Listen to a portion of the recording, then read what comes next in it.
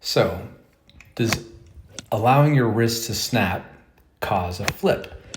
Well, let's take a look against the goat and see if our hands are flipping. All right, so I got Tiger on the bottom, me on the top here.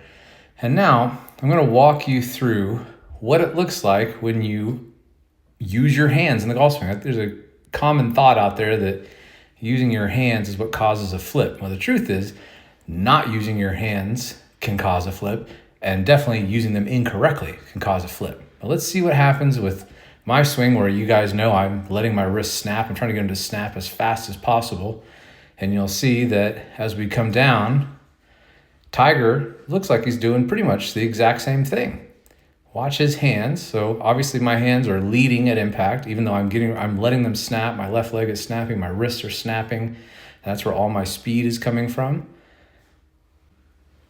Is that a flip? Well, if I flip it just like the goat, I'm pretty happy with that, because Tiger also lets his hands release. That's where all the speed is. So both of us are letting those hands completely release through the ball to get effortless speed.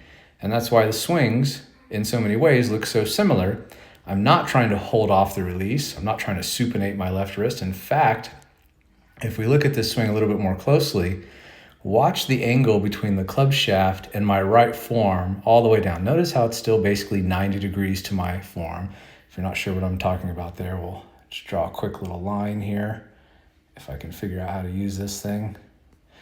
Apparently not. Let me try this. So,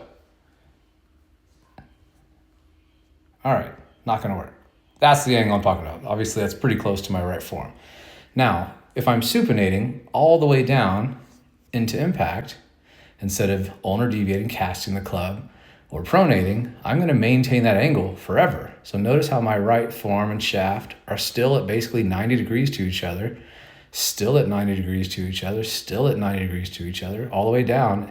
And at this point, when my hands get back over the ball, that club shaft is still at 90 degrees. This is all done through supination of the right hand, pronation of the left hand.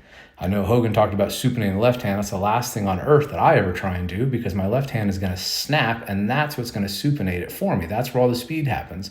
But this is not something that I consciously do whatsoever. I'm trying to do the exact opposite, and that's where all the speed comes in the golf swing if you want to swing effortlessly. And if you want to swing like this is what the GOAT Code program is all about on RotarySwing.com. This is literally what I'm teaching you how to do, is to swing like the GOAT.